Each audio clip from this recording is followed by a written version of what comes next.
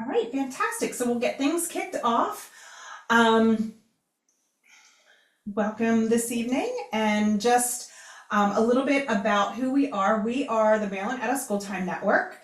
For those of you who don't know, I think everybody's kind of joined one of our presentations this week and everything, but I'll just go over it real quick. We are the statewide organization that is dedicated to more and better after-school summer programs for all youth across the state of Maryland. Our website, mostnetwork.org, we have all kinds of different professional development. We've got some STEM opportunities. We have a college and career readiness curriculum. So all kinds of different stuff. We put all kinds of good resources and information on our website. And then we have a bi-weekly newsletter that we also chock full of all of the latest and greatest stuff that is out there in the OST world, just so that you all have the most information and everything that we can give to you. We'll start with introductions. My name is Crystal Snyder. I am the Learning Coordinator with the Maryland Out of School Time Network. I have been with MOST for just over 3 years. This is my second year helping out with the Summer Funding Collaborative. I love doing these group workshops and also the individual technical assistance, the one-on-one TA sessions as well. I came to MOST from 19 years of summer camp programming with the military. So I did before school, after school, ran summer camps, did the field trips and all of that kind of stuff for 19 years. So I am well versed in summer camp and the ins and the outs of running it. So if you guys want to either drop in the chat, or since it's just this nice small little group of us, if you want to come off mute and just introduce yourself, let us know your name, the organization that you're working with, and just let me know, what is your best summer memory from your childhood?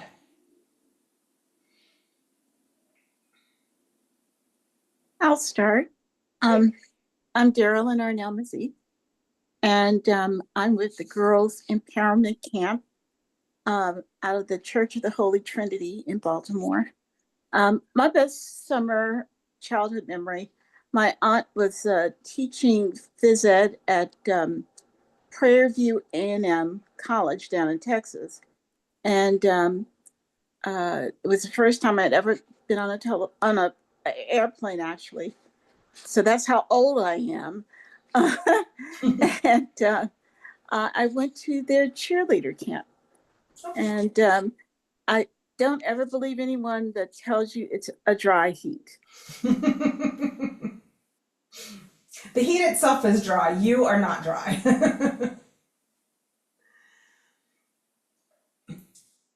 Anyone else like to share this evening?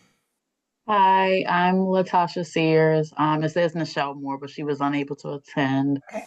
I'm with Active Achievers, and a summer memory was when I went to summer camp when I was younger. It was a Christian summer camp. I really enjoyed it. I went with my siblings, and they had kept a lot of activities going throughout the summer to keep us busy and to forget that we were actually at camp. So we were learning and having fun at the same time.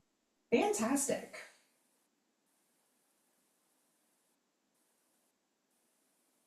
Hi. I'm not sure if this thing has me as my name or as Julie, but I'm Brazen Wynn. I'm from Youth as Resources, and I would say my favorite child summer memory, I guess, the time I went to California to visit some family. It's my only time going there, so I had fun. Great, fantastic. Well, thank you all for joining. Thank you for sharing.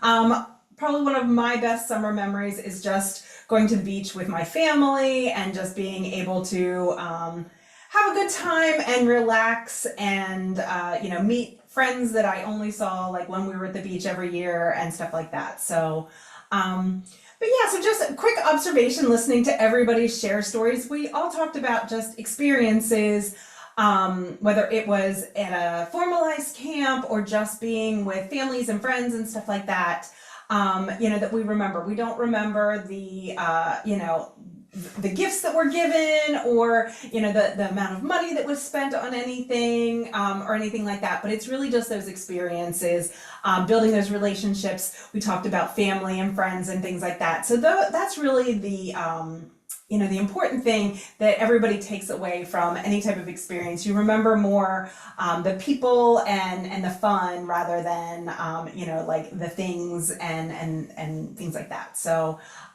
that's some of the stuff that we're going to talk about, how to bring those experiences into your summer camps, and really how to talk about it when you're writing your grant proposal. All right, so tonight we're just going to talk about what is quality. And then we're going to just go through a few elements of the program, kind of break it down, what it means, how to talk about it. And then that's going to be sort of, our agenda for the evening. So what does quality look like in a youth program? If I asked you to describe what a quality program looked like, what would you say? You can either, again, drop it in the chat, or you can come off mute and let me know.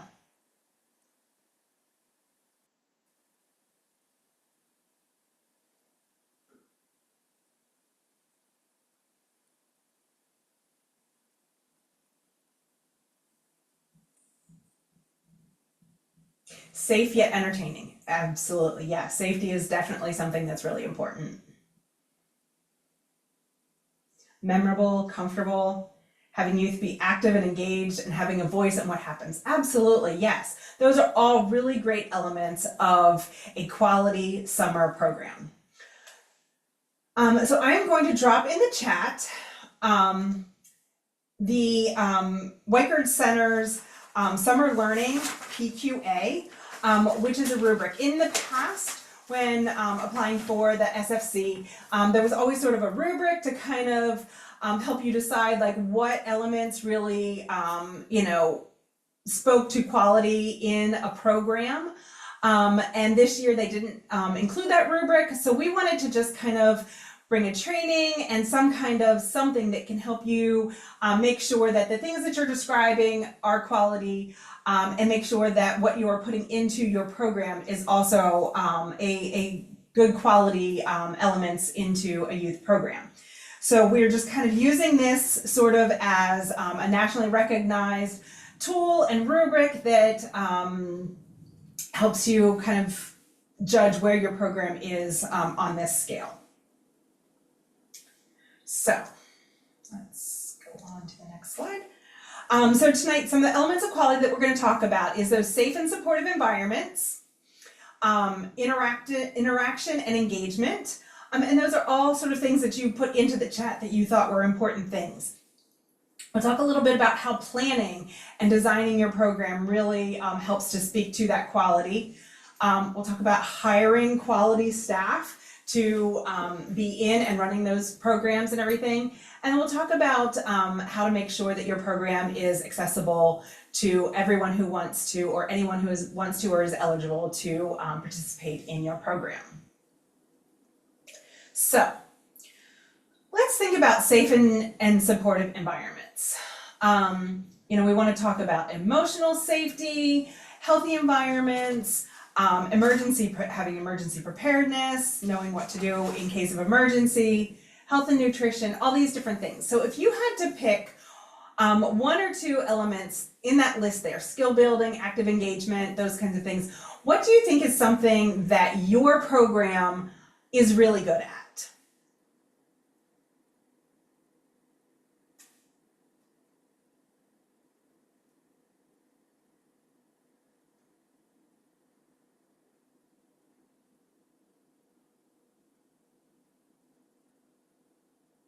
I'd say welcoming atmosphere. Okay. We're a very intimate camp. Okay, and how describe what that looks like, on a day or something like that. What does that welcoming environment look like? Probably unlike everyone else here, we're a very small camp. 20 girls. We have a very high staff to camper ratio, 1-3, no more than 1-7. We are, because of last year's heat. We were this is we were confined to one basic area, but the girls got a lot of individualized attention. There was just, they could go up to anyone and share, or people would notice something was going on. And so, as I said, it was very intimate atmosphere, and they felt safe. Fantastic. Yeah. So that emotional safety as well as that physical safety. We want to make sure that, there aren't physical hazards, that we, know what to do in case of an emergency and stuff like that. But there's also that emotional safety that they know that when they walk in the doors, or, into the group of the program, whether you're an outside program or an inside program, that they can be themselves. They are, not going to be judged. They're not going to be bullied or harassed or anything like that. Yeah, that's very, important in creating, a great summer, a good quality summer camp. All right, and did you say your name was Brazen? I don't want to mispronounce your name. Yes, I did. Sorry. Okay. That's fantastic. I was like, okay, I'm bad at names and I wanted to remember. Okay, so Brazen said skill building, perfect. Brazen said skill building is good for them. How can you give an example of what you do for skill building in your program? So should I talk about just in the summer? Sure, Guess, yeah, or in the anytime, summer, yeah. so we have year round we have a task force, and that's a group of youth that are trained in skills. They go out and they do community work. And so we continue that. We kind of focus that more in the summer. And so we get youth from YouthWorks, and they're trained as well, and they go out and they practice those skills around whatever topic that we're working on that summer. Fantastic. So yeah, so they're going out and they're learning something new, something hands-on, maybe that they aren't getting in their regular, K through 12 classroom during the school year and everything. Fantastic. And Michelle, or Latasha, put all but two. That's great. And she would have to pick two, that welcoming atmosphere and active engagement. So talk to us about what active engagement looks like in your program. Just to sum it up, because again, our program exhibits all of these, but just to narrow it down, the active engagement, we'd love to interact with our campers as well as throughout our center throughout the year. But we have a lot of activities that we like to bring in for them to do so they don't get bored. Kids get easily bored when they don't have technology. So keeping them out of technology's reach while they're at the camp. I know last year we had someone come in and teach the girls at the camp cosmetology, how to braid hair, how to do nails. And for the guys, even the girls that wanted to participate, we had someone come in teaching them how to play basketball and how to play football. So just multiple activities and us just communicating with the campers. Yeah, absolutely. Those are great examples of, those safe and those supportive environments, and just giving the things that the youth are interested in, helping them build a skill that maybe they didn't know that they wanted to do, trying something new, something different, and just giving them that opportunity to explore is really important elements in safe and important and supportive environments. And I don't know if anybody had a chance to open up the rubric, but each of those elements kind of has its own page, and a set of anywhere from 3 to looks like 6 elements inside each of those, like emergency preparedness. We want to make sure that we have like written emergency procedures that are posted and in view. Make sure that you have fire extinguishers that are working, you have first aid kits and everyone knows where they are and can see them, and doesn't have to travel to another part of the building or something like that. In case of an emergency, they're always right there and ready to go. We want to make sure that our entrances and things like that are either locked or monitored at all times so that we know who is entering in and out of our program spaces. And the students are properly supervised everywhere that they are.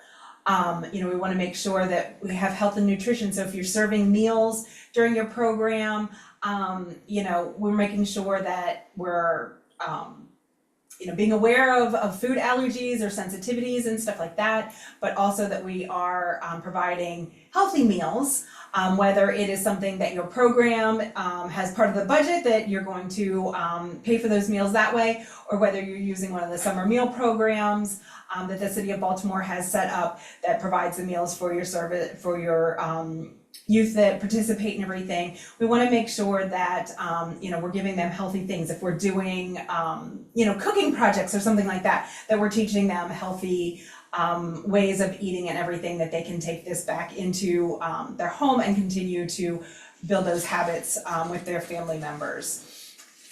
You know, we want to talk about you know, we mentioned warm welcome, just making sure that we are calling students by name, and we, you know, every day we make them feel like they are important and that we're happy that they are coming into the program and everything at all times. And then, you know, we're building those relationships. We're talking to them. We're creating that environment where they have trust in the adults that are there. They can that they're building trust with the other youth that are there.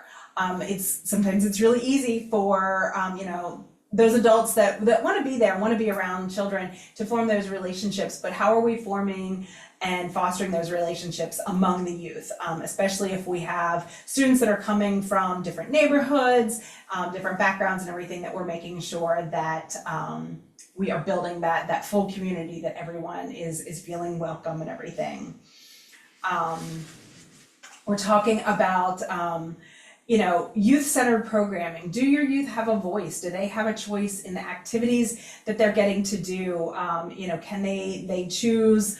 You know, there's a structure in place in the program, but then, you know, is there that flexibility that, you know, you start an activity and maybe it's not as big of a hit as we thought it was going to be when we planned it, you know, back in February, March. You know, is there that flexibility to move on and do something else, or allow the students then to pick a different activity? Are you getting youth involved from one year to the next in your planning? Are you taking feedback from youth from maybe previous summers where they really enjoyed doing something, or there was something that they wished that they had done that they didn't do, and really incorporating that into like that next year's programming?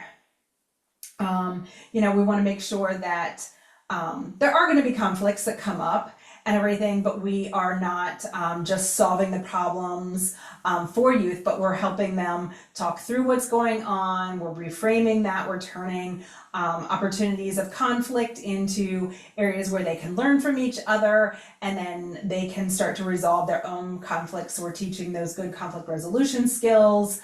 And, you know, it's really centered around the youth and making sure that everyone is feeling safe, and, you know, those conflicts don't lead to larger things. So yeah, so those are really the important things about around safe and supportive environments, that we're just kind of taking all of those things in. And, you know, if you're looking at the summer learning PQA, all of those elements are listed in each piece of the rubric, but 5 is like the high scale. So if you are looking at reframing conflict, to get a 5 or to have like a high quality program, staff are always going to approach conflicts or negative behavior calmly, and they're going to stop any hurtful actions, acknowledge feelings, and then work through that process. So that would be, you know, what you would see in a high quality program and everything. So, you know, definitely take a couple of minutes and, you know, really kind of think about how your program is working with this. Look at this document, check it out, see how you are putting these elements into your program. Any questions about safe and supportive environments before we move on?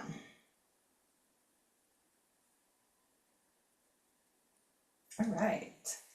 So let's talk about interaction and engagement. We want to make sure that youth have a sense of belonging and that there's cooperation. We're giving youth the time to practice leadership skills, that adults are seen as partners in the program. Again, that youth voice and choice is popping up in this next section as well.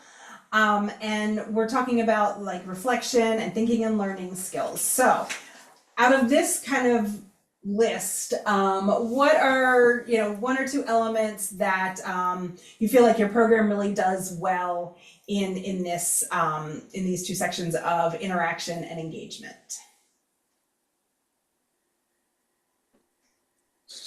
I'd say that we're doing a very good job with thinking and learning skills. We, in fact, had a specific module on study skills, for instance, as well as using creative expression as a way of positively challenging negative or negative feelings, let's say. So I would say that we did a very good job with that. Yeah, so just kind of that working through things, processing through emotions and stuff like that. Fantastic.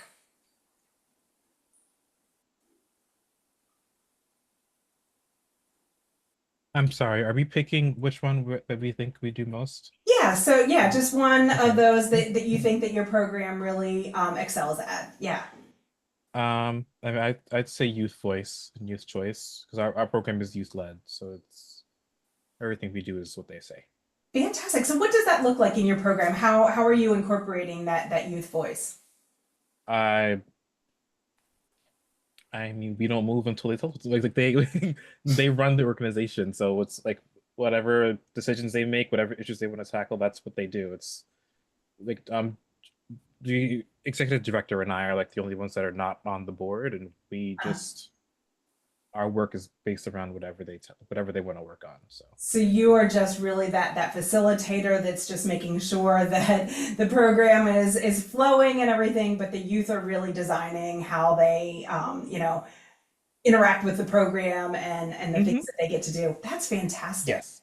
That's awesome. I would love to just come and do an observation in your program and just see how that runs and everything. Yeah, that's great. So youth voice, and I think that's a skill that sometimes as adults we have a hard time giving over a lot of that control and everything to the youth, but then it's so freeing that once the youth really do kind of take over and they take control, they really do then learn those leadership skills and how to run things, and it just makes our job super easy. Yeah. Oh yeah, absolutely. Fantastic. Great. Latasha, how about your program? I would say thinking and learning skills. We like to go over just some basic life skills with the older, well, not really older, preteens. I know they had started a conversation about keeping their rooms clean amongst themselves, which is the simplest life task. But again, technology, most kids go home, just kick up their feet and on their iPad or phone. So we went over basic life skills, as well as even some financial skills, how to keep savings, how to have a bank account, just simple stuff that, well, it's simple to us, but it's a lot to the younger kids. Yeah. Yeah, if they've never experienced it, that's something brand new for them, and that's fantastic. Those life skills are so important. The schools are really, they have so much that they have to actually teach the students and everything every day, all the testing that they have to get ready for and those state standards and stuff like that, where in OST we can bring up those life skills, and especially during summer camp. They're still learning, balancing a checkbook is definitely math skills and things like that, and financial literacy, but following a recipe is following directions and stuff like that. So those life skills, those everyday kind of house skills is still really building academic enrichment and stuff like that. So that's fantastic. Yeah. All right, let's move on to the next section. So planning, this is a big thing. You know, a lot of programs kind of really get the like, let's get youth involved, you know, and keeping the youth busy all day long and everything. But when it comes to planning, sometimes we tend to do that in a bubble.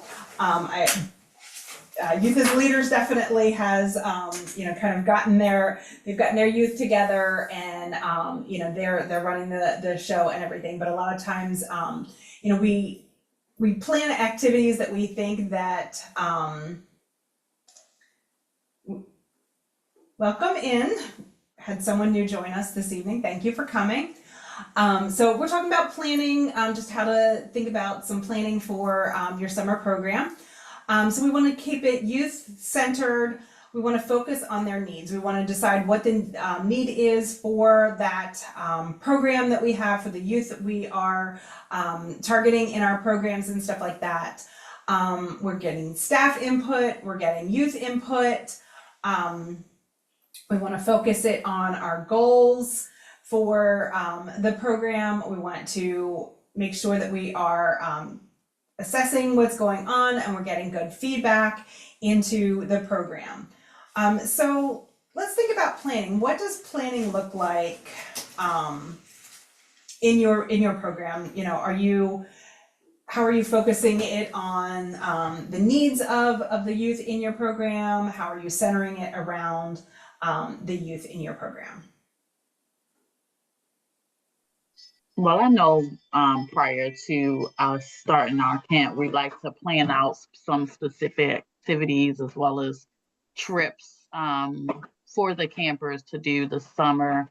We do sometimes we may survey the kids prior to the next summer camp.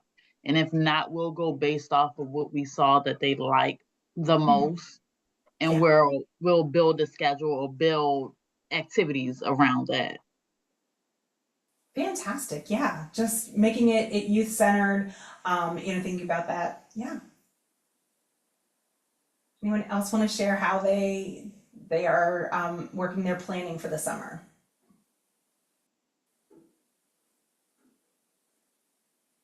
We're pretty goal focused. Is the whole reason we're doing the summer program is to meet some kind of goal around whatever issue we're working on. So I'd say that we focus heavy on a particular topic, and yeah. Okay, so you've got kind of that one goal, and then obviously your youth help you, you know, work the program around how to reach that particular goal in your community. Fantastic.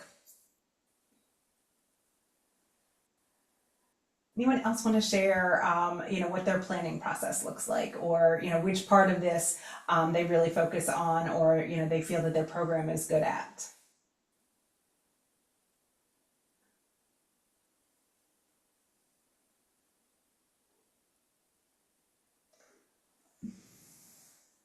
All right. Well, you know, when we're thinking about making sure that our program is youth-centered, we want to try and take in the needs of all of the youth that are coming to our program. But it's hard to make it really super individualized and everything. But what is the need for, you know, the community around? But we are also meeting students' individual needs that, you know, if some students need extra time to get things done, or you know, we know that some students might need some extra support and stuff like that, that we're building those elements into our summer camp programming. We're building those supports, whether it is youth supporting youth, or we have you know, extra adults to support youth that might have some special needs that need you know, some extra support. We want to make sure that we're doing that. We want to make sure that we're getting input from the staff. You know, sometimes planning happens, you know, during the year and everything, and then we hire staff in for the summer, which is fantastic. Everybody needs those summer hires and everything.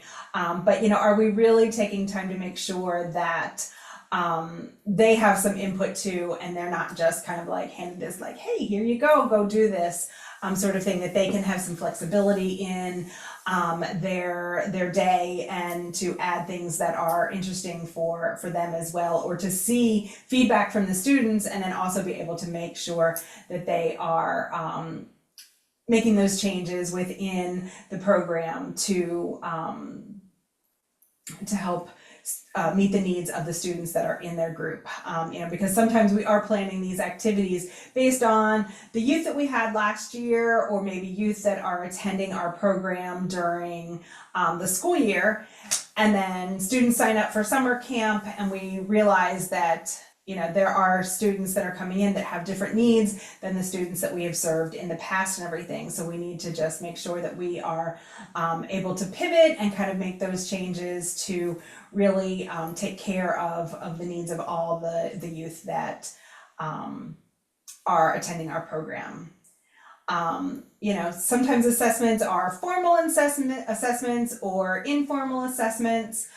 You could have like a feedback form where they get to fill things out, or we're just kind of feeling the vibe of the program. I believe Latasha said, that they take their planning from, what it seemed that the students enjoyed, some of the things that they incorporate the next year, the things that they thought that the students enjoyed the year before. So if something's a really big hit, we're planning that again, maybe changing it up a little bit if we're getting the same students, the same youth year after year, or if there was something that just didn't work, that we're either tweaking it to make sure that it does work for the next year, or we're finding something new in there. We want to make sure that we're getting feedback not just from the youth that are attending, but are we meeting the needs of the families that are in our communities? Are we getting feedback from our staff? And how are we using that feedback to make changes within the program to keep that continuous quality assessment kind of up and running? Make sure that we're getting good data, whether it's attendance data, or we are getting data of feedback and feelings within the program and everything. Those are always very important to put into our program planning. So let's talk about our staff. So some things to think about, when you are hiring staff, who are the staff? Are you picking staff that are representative of the youth that are attending your program, that are representative of the communities in which they serve? As an organization, how are you training and supporting your staff? Are you pouring into them as much as you expect them to pour back into the program? Are you showing them that they are important and that they have a voice in the overall running of the program and everything, from that brand new summer hire to the person that has been with you for years and years? Does everyone feel like they can contribute to the program?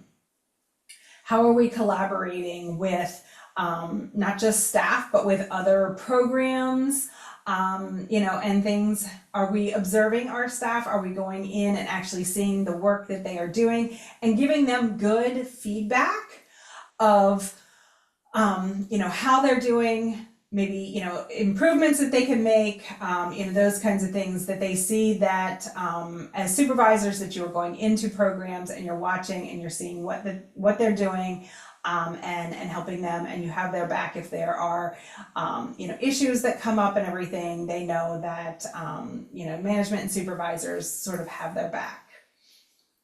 Are we making sure that we're meeting standard ratios? Are we putting one staff person with 35 kids, which is a lot for an OST program? Most ratios, professionally recognized ratios for OST is usually 15-1 when we're talking about school age through high school students and everything. So are we making sure that we're meeting if not exceeding those ratios on a regular basis. And sometimes that's hard, especially if we have someone who falls ill in the middle of the summer or something like that. So do we have backups?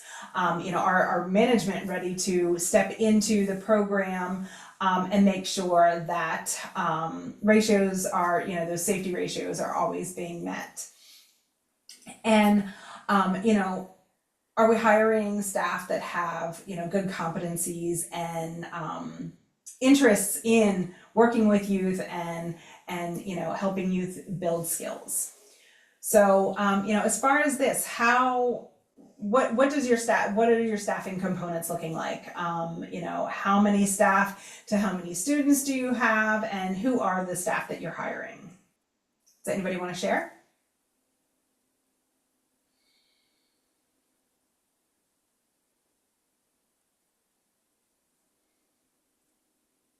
Yeah, go ahead, Melanie. Yes. Can you guys hear me well? Yeah, you're great. Yeah. Perfect. Yeah, so this is going to be my first time doing a summer program with my organization. We're called Liberty's Promise. Okay. And I think what they told me was that they haven't really been doing summer programs here in Baltimore City. We have 4 offices all over.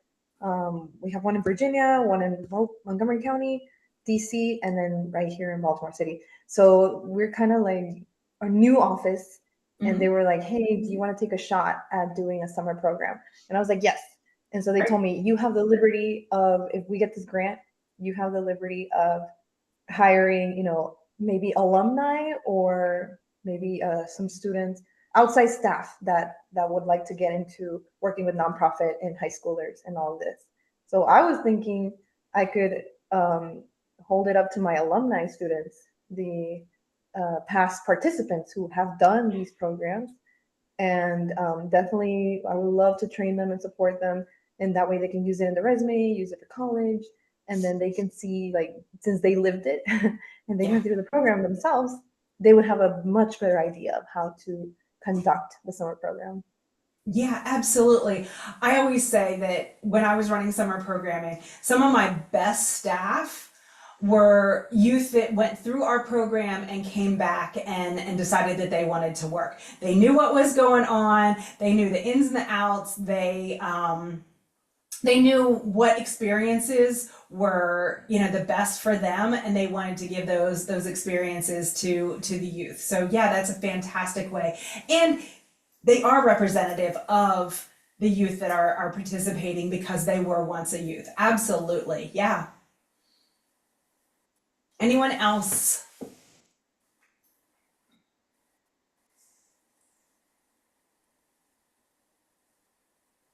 Okay. So we talked a little bit, I talked about competencies, and sometimes it's like, what are actual competencies for staff? And the National After School Association has come up with a core knowledge, skills, and competencies, and it's a document that you can use as like a hiring document when you are writing your job descriptions. It has, basic skills.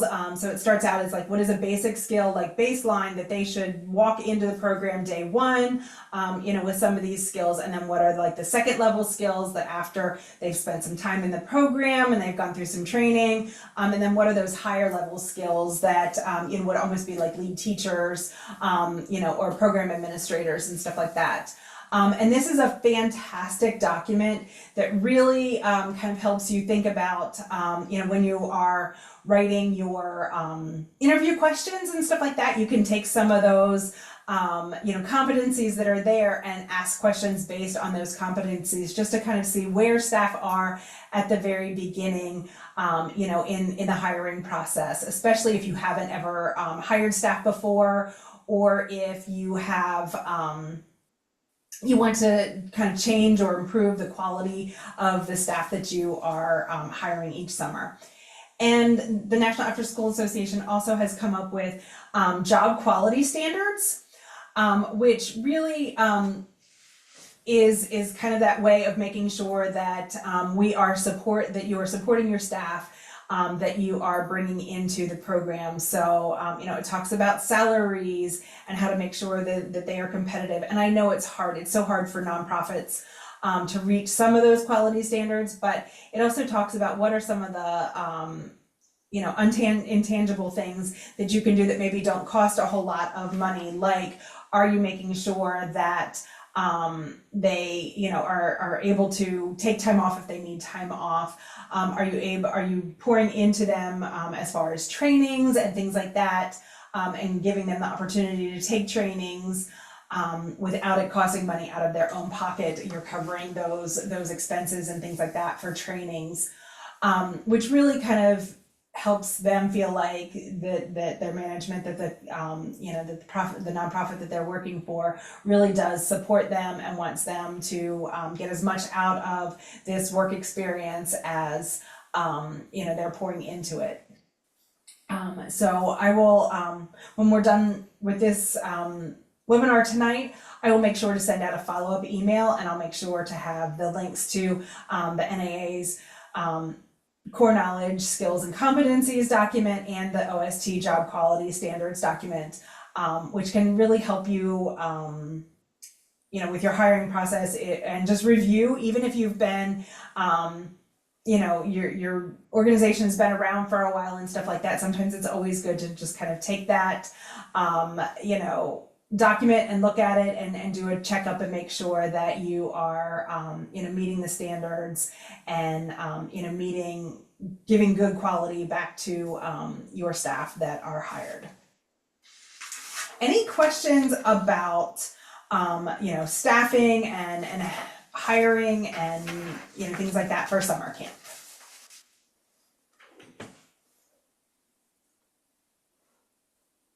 All right. So let's talk about access.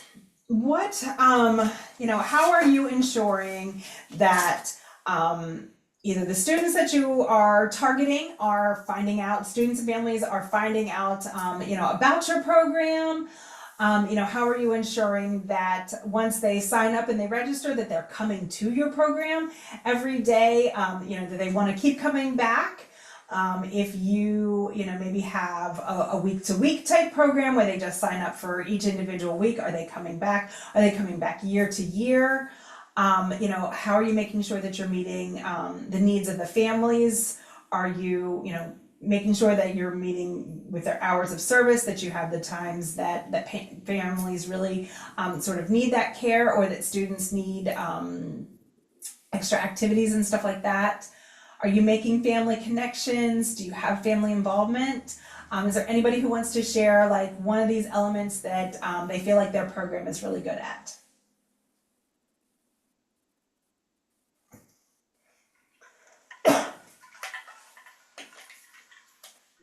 I could say that a lot of ours is returning students. We have a lot of family connections from a lot of kids that have been with us since they have been little babies, as well as their siblings. And then it's word of mouth, as well as our website help us attract more kids for the summer. Great, fantastic. And do you do like a certain target population, or are you open to, anyone within a certain neighborhood or anything like that? Yeah, we're open. We're open to anyone. Fantastic, great. Melanie? Yes, so my program, we focus on immigrant families. Mhm. And so our target populations, we're thinking about going to Patterson High School. That's the current high school I'm working with. And we want to do at least 35 students, Monday through Friday, 5 hours a day. Every Friday, we're going to do field trips. And our programs are meant to do civic courses and then also conduct like resume workshops and Great. professional development with the students. Yeah. Great, fantastic. So do you have any plans of how specifically you're going to get that word out to the students that you're targeting? Yes. So I am extremely thankful that my point of contact in Patterson High School, she's a professional. She knows how to do many jobs at the same time. So I know that if I contact her and I go, hey, can we meet tomorrow? She will make it happen. And right now, the students I have 25 students in Patterson, and I know that at least half of them are going to enroll for the summer program. And then the other half, I can use incentives like, hey guys, free resume workshops, free food, free field trip, and just anything to help your future. And not really just focus on school, but focus on what are you going to do after graduation. You don't have to go to the university, but you can do anything you want. I'm going to try to focus on that to help you during the 5 weeks of the program. Fantastic. So you already have that relationship with the students and you're just going to be like, come on in and bring a friend. Fantastic. Yeah, that's great. Anybody else? Anybody feel like they have really good, like family involvement in their programs? Because sometimes, especially with the older students, we see that that family involvement starts to fall off a little bit.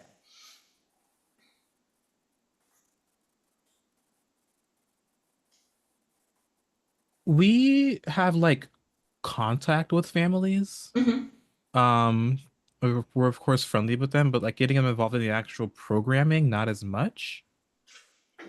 But of course, like if there's like people bring their cousins, their brothers, or sisters, um, parents are pretty familiar with the program. To Mhm. talk to if we like have people there like too late, we of course call them and say, hey, this is what's going on, or we invite them out to other things like outside of the program. We talk to the families and let them know. So there's some kind of a relationship there, but it's not like they're not in the programming.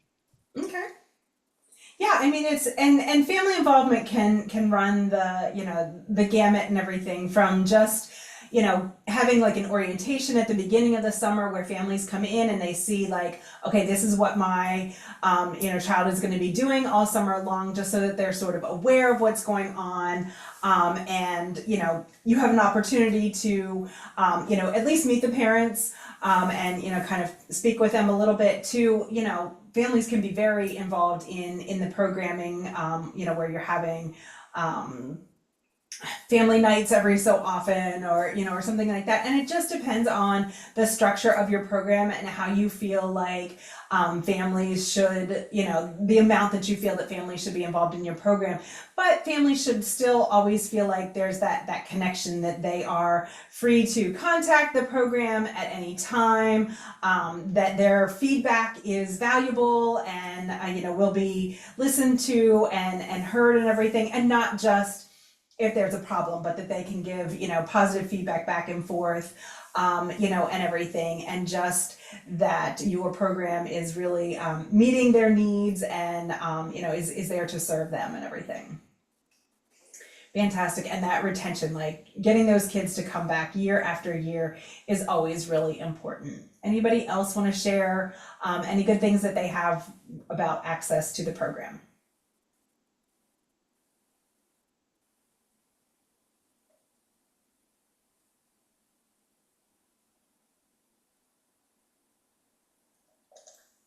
All right. So, talking a little bit about how do you bring all of these elements into writing your proposal, putting it into your grants and everything.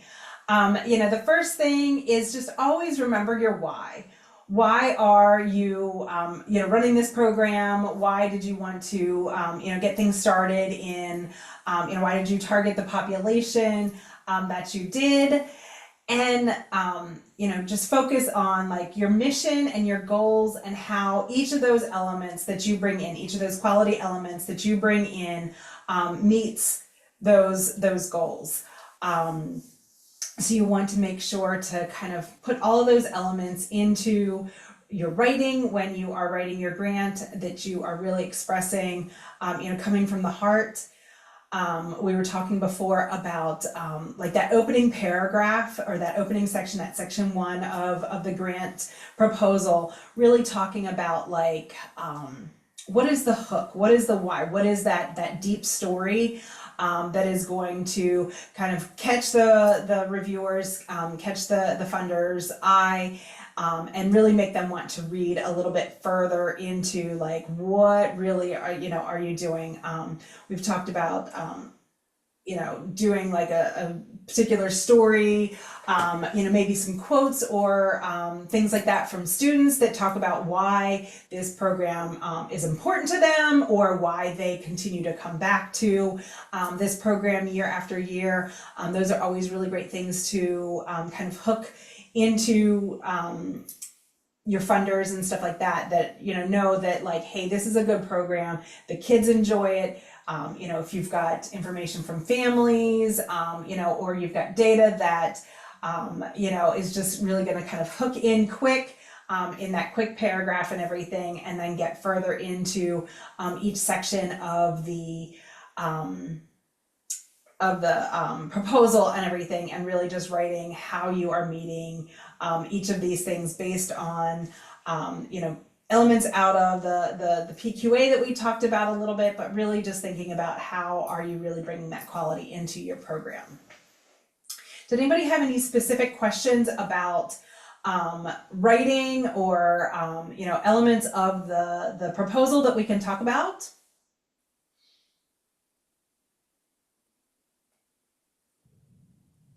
No questions? All right. Okay, fantastic. All right, well, I think we're gonna, kind of wrap up a little bit early this evening. Are there any questions about anything that we talked about this evening before we wrap up?